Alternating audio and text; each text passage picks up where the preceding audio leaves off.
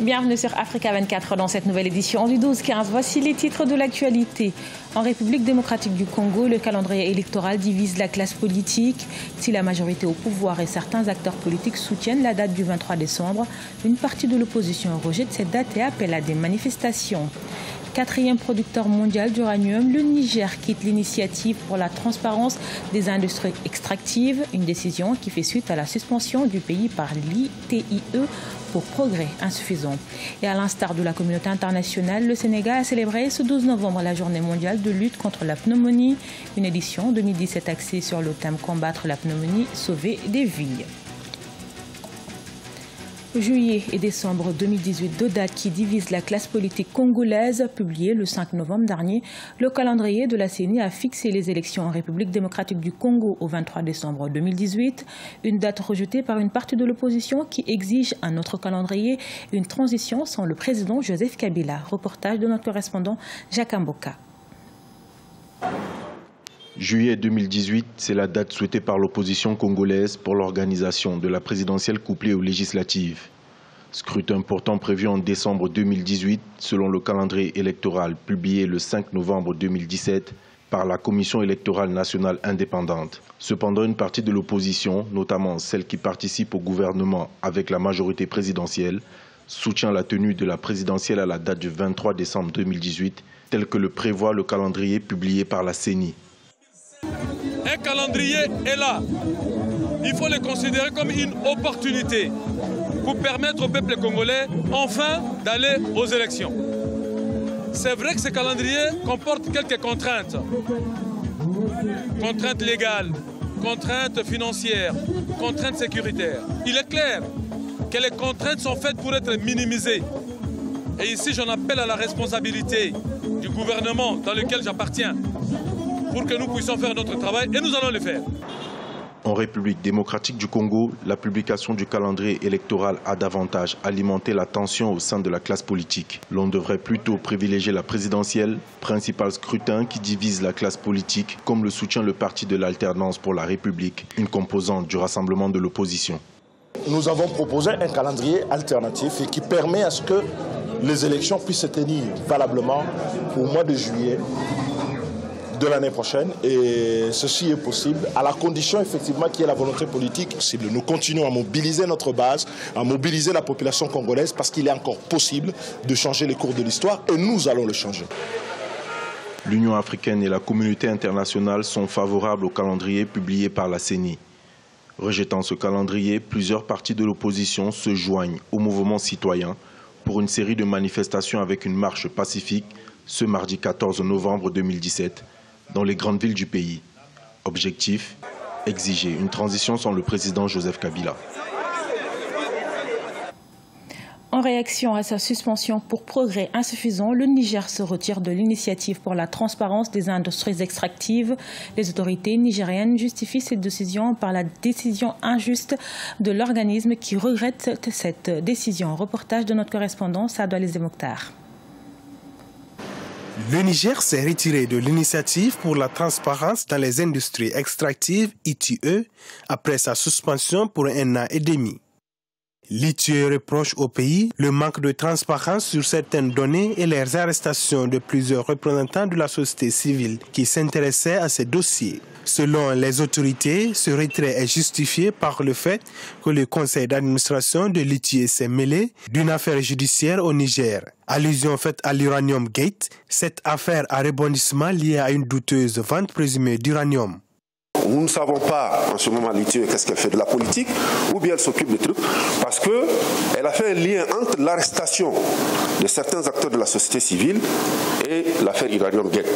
Le Niger ayant trouvé que cette décision est injuste, par lettre du 25 octobre 2017, commence à se désaffilier de l'ITIE. Créée en 2002, la norme ITIE est la norme internationale pour la transparence et la responsabilité entourant les ressources pétrolières, gazières et minérales d'un pays. Le Niger y a adhéré en 2005. Mais avec ce retrait, le Niger risque de refroidir les appétits des investisseurs intéressés par d'autres ressources sur lesquelles le pays mise pour financer son développement, selon les observateurs. C'est comme si un élève qui doit redoubler et qui dit non, je ne redouble pas, j'abandonne l'école. Mais qui va faire perdre? On a été seulement suspendu, on doit faire un travail dans 2 ans pour voir les points. Il y a 23 points sur lesquels nous sommes incriminés. En tant qu'État, le Niger est incriminé. Donc il faut faire un travail pour apporter des réponses. 4e producteur mondial d'uranium, le Niger extrait de l'or et le pétrole, dont la production fait 20 000 barils par jour.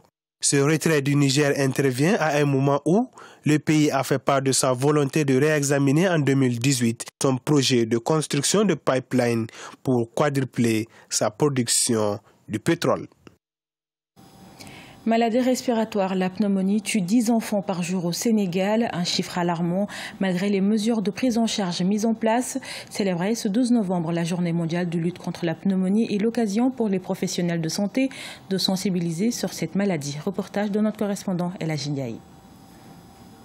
Au Sénégal, chaque année, c'est environ 3000 enfants de 0 à 5 ans qui meurent de pneumonie, soit 12% de tous les décès dans cette catégorie, selon la Direction de la santé de la reproduction et de la survie mère-enfant. Des décès dus pour la plupart du temps à l'arrivée tardive du patient dans les différentes structures sanitaires. Il faut savoir que déjà la pneumonie, c'est une infection qui touche les poumons, qui sont dus à des germes. Et les germes qu'on rencontre le plus souvent sont des virus ou des bactéries.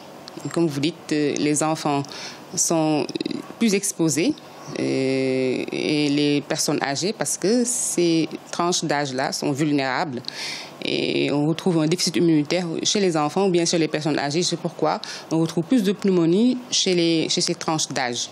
Et il faut savoir qu'est-ce que c'est que cette maladie. Quand on regarde le poumon, on a des alvéoles, au niveau des bronchioles terminales, des sacs qui sont remplis d'air et qui ramènent l'air au niveau du poumon. Donc, quand on inhale des germes, c'est en ce moment-là qu'on peut avoir une pullulation microbienne au niveau de ces sacs alvéolaires et en ce moment que développer la pneumonie qui peut s'étendre, progresser. La pneumonie est une maladie respiratoire. Toutefois, les parents doivent respecter le carnet de vaccination de leurs enfants et surtout privilégier l'allaitement maternel afin de prévenir la maladie.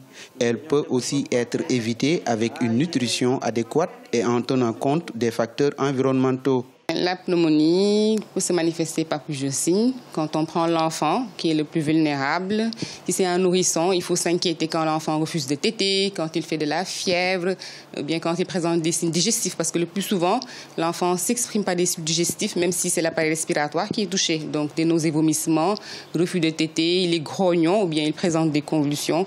Il faut aller consulter rapidement pour la maman et vérifier si ce n'est pas une pneumonie. Et les signes respiratoires sont une toux avec des expectorations, une fièvre, des douleurs thoraciques ou bien un essoufflement. Ce sont en général ces principaux signes qu'on retrouve dans la pneumonie. Causée par des virus, des bactéries ou des champignons, la pneumonie peut être traitée avec des antibiotiques. Cependant, les acteurs de la santé soutiennent que seul le tiers des enfants souffrant de cette maladie au Sénégal bénéficient de soins adéquats. Aujourd'hui, même si le Sénégal fait des progrès dans la lutte pour le recul de la maladie, le taux assigné au niveau mondial qui est de 44 pour 1000 reste un défi. C'est sous le thème Le livre instrument de lecture que s'est tenue à Lomé, au Togo, la Foire internationale du livre. Ce rendez-vous se veut une plateforme de symbiose entre les acteurs du monde littéraire.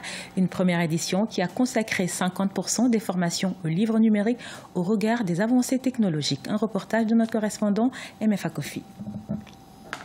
La Foire internationale du livre, un rendez-vous d'échange culturel entre acteurs du monde littéraire, mais aussi de promotion des ouvrages africains.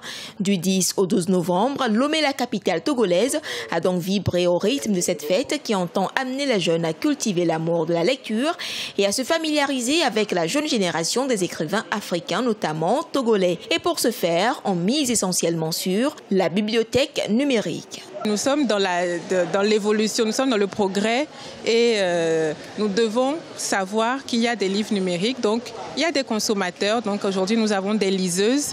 Nous avons même nos écrans, nos téléphones, nos tablettes qui, au-delà donc, de pouvoir nous connecter pour faire des recherches, donc, peuvent également tout simplement nous aider à lire.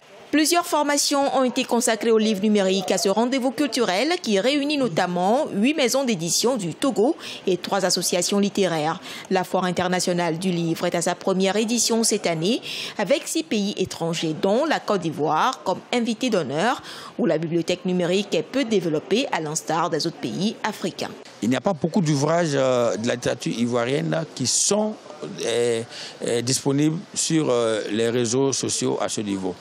Parce que c'est encore embryonnaire chez nous. À ma connaissance, même, il y a une seule maison qui a tenté, n'est-ce pas, de mettre ses auteurs sur le numérique. À l'initiative du club Le Littéraire, un club qui rassemble de jeunes écrivains togolais soucieux de valoriser la littérature dans son ensemble, et plus particulièrement celle togolaise, la Foire internationale du livre de Lomé se veut un forum incubateur de l'ensemble de la communauté littéraire. Dès 2018, cette rencontre annuelle internationale du livre se tiendra au mois d'avril autour de la Journée internationale du livre et du droit d'auteur. Ce journal a été réalisé par l'ensemble de la rédaction. Nous vous remercions pour votre fidélité. Dans un instant, une nouvelle édition de l'actualité sur Africa 24.